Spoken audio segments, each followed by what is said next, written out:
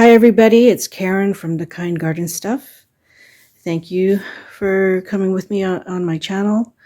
Welcome if you're here for the very first time, and I hope you enjoy this, and hit that subscribe button if you haven't already, and the like button, and if you have subscribed already, then to hit that notification bell so you'll know when I post more videos. As those who have been following me, I have just returned yesterday from visiting my son in Southern California.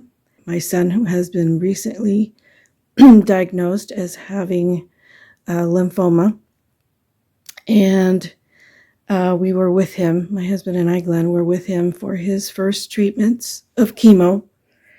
So we've been gone for a couple weeks, and now we're going to be back for 1 week. So I want to bring you up to date on my worm farm inside the house. And by the way, my son is doing fine. He's going for his second treatment in a week, so that's why we'll be leaving. He'll have 6 treatments altogether. He's had 1 treatment already.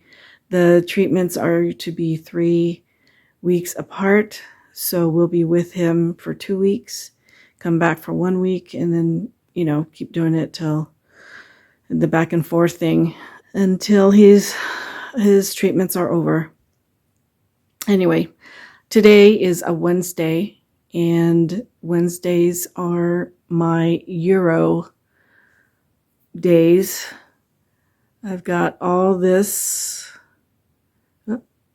all that whole thing, plus these here on the bottom. I've already done 2 of those already. As you can see, there's 2 empty spots up there. So I'm going to be doing the 3rd one and take you with me on that.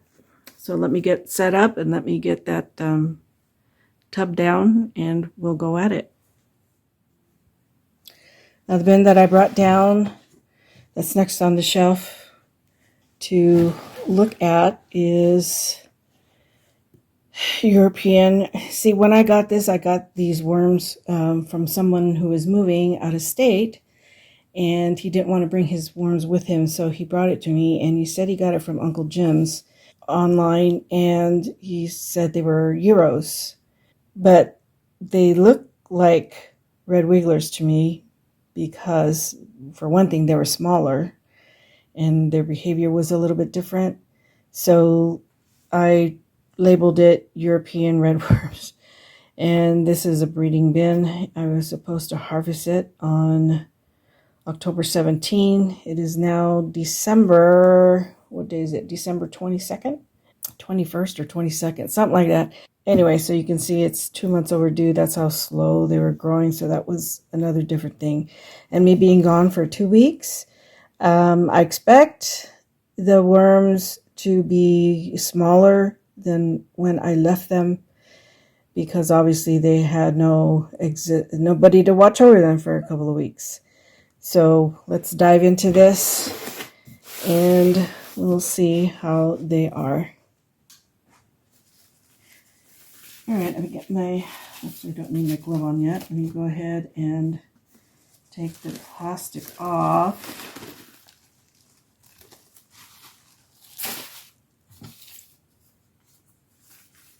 And the newspaper. Let's see. I do see some red mites here. On the back of the paper, there's no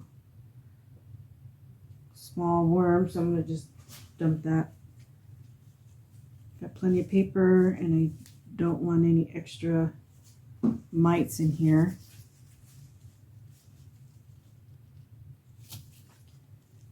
Okay.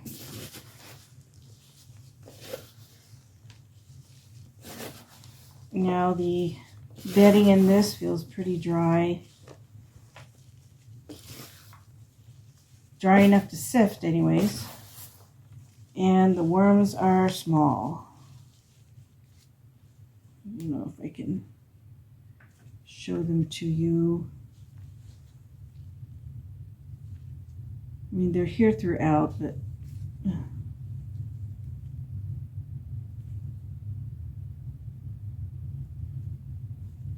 they're small.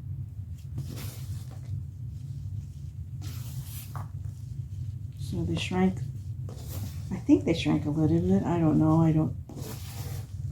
They're certainly not bigger for worms that were supposed to be initially harvested in October. Now it's December.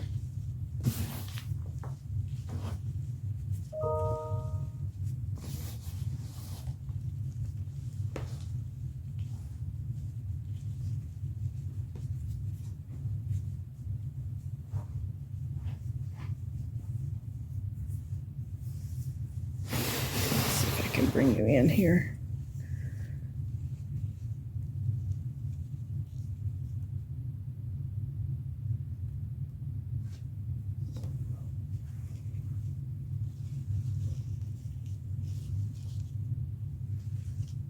So they're smaller, but they're throughout. Anyway, I'm going to give them fresh bedding. So I'm going to sort or sift them, do a harvest of castings, and then refresh their beds and put them back in. Put them back in their bin and put a new date on the bin. So I brought in 2 other bins.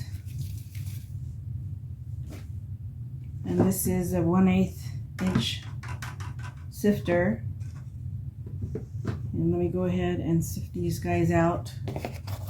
You'll see how many castings we get and how many worms we get.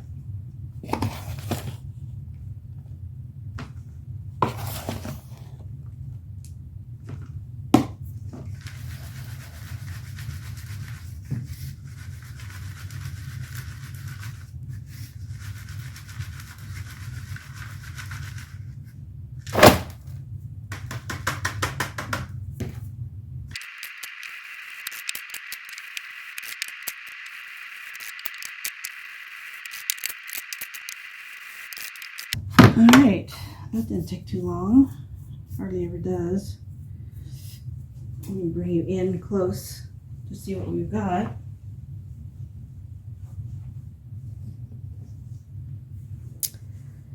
Here's the worms in larger pieces that didn't go through the 1/8 sieve. There might also be cocoons in here,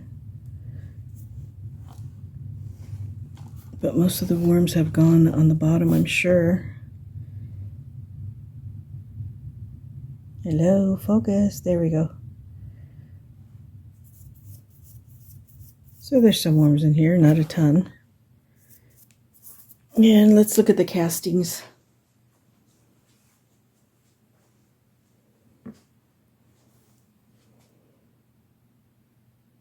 Might contain some teeny worms in here, and it might contain some cocoons, but not very many of them. Most of the cocoons have been caught in the 1/8 inch sieve.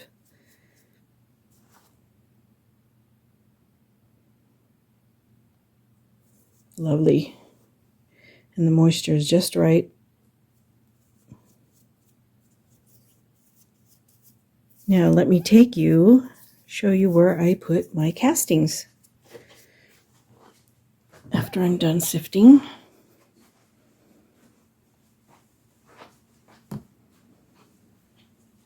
Put that up there.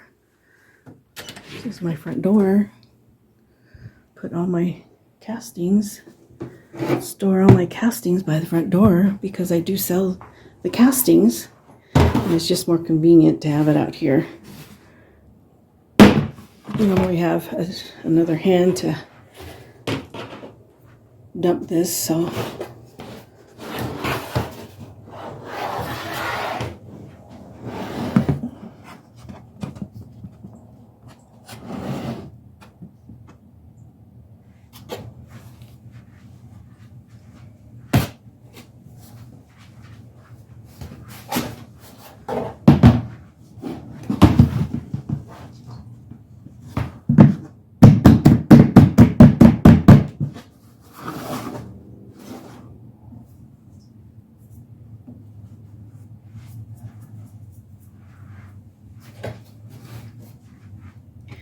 So that's where I dump it.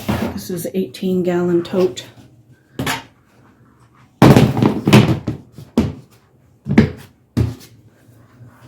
So that's it as far as storing it, and it gets cured, obviously, in the totes.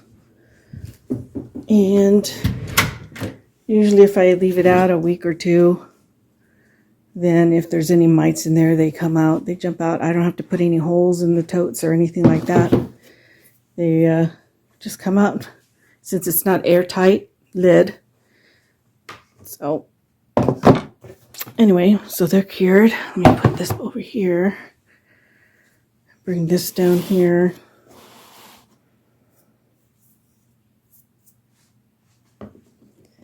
Okay.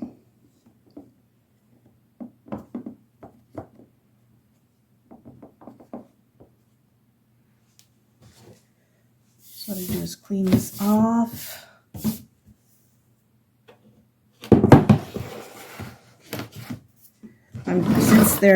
Since these worms are not large, I need to get them getting bigger again. So I'm just going to put a new date. See, it says 10/17. I'm going to put a new date of 1/11, which is 3 weeks from now. So I'll know to start. Probably can't see that.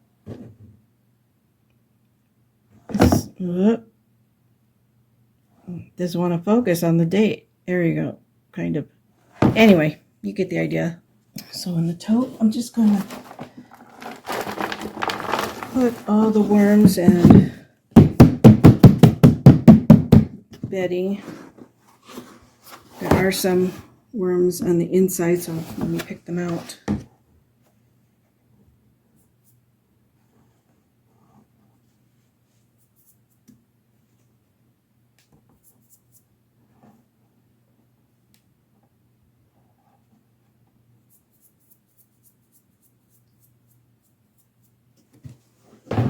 And then to refresh this for them, I'm putting, like, this is a tablespoon, 3 tablespoons of, I'm going to call it prepared bedding.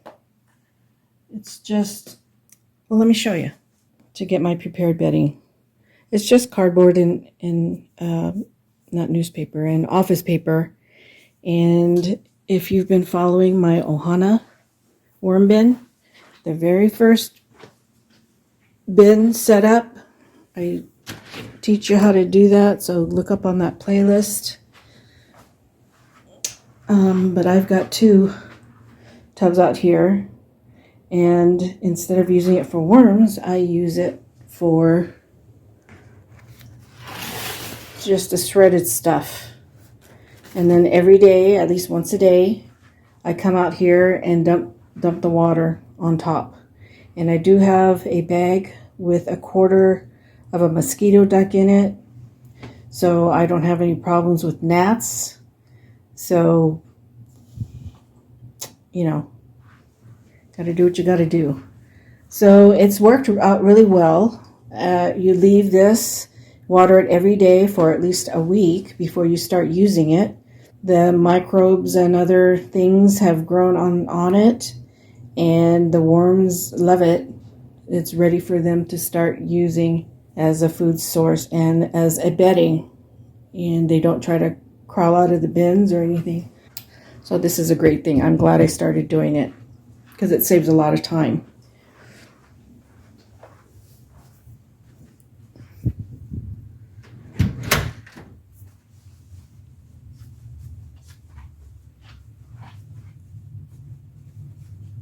All right, back to the worms. So after I put this, my so-called prepared bedding on it, I just mix it up a little bit.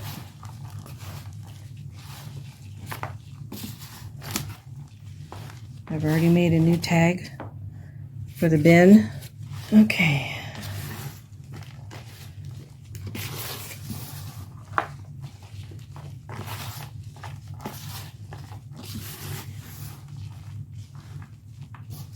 So I just mix it up, flatten it out. And on my bins, when it says BR, that means I want to get them to breeding. And so I feed them twice a week. I feed them warm chow. Let's see. Can you see them here? See for the amount of worms that are in here. For the amount of worms that are in here. Let's see. I feed them 2 tablespoons, 2.5 tablespoons. Of course, I have a tablespoon, and they're level.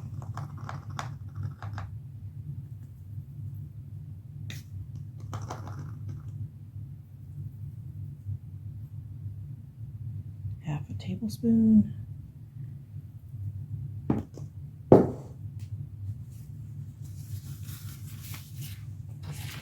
And I kind of just muss it up. I call it muss it up. You know, like how you muss somebody's hair up. Oh. So that's what I do with the worms and their food.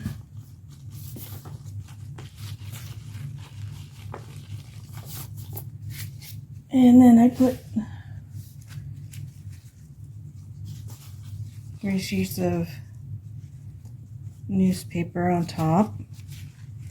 Helps to retain the moisture. Plus, when I water them, I water the paper and not the worms.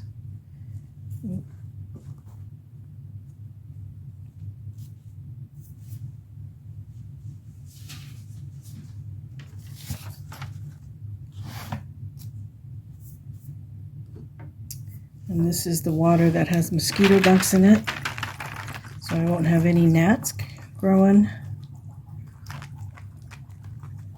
And I take the tip, if you can see, I take the tip off, you know, the long tip, and just water it like this. And that's it.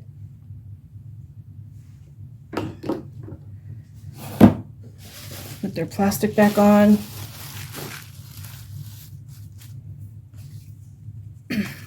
And they're ready to go back on the shelf. Actually, I don't put them on the shelf just yet. I put them at the end of the shelf because I go by date. So I'm going to go ahead and finish up these other ones. I'm glad you're here with me. Thank you for coming on this journey with me, and we'll see you in the next video.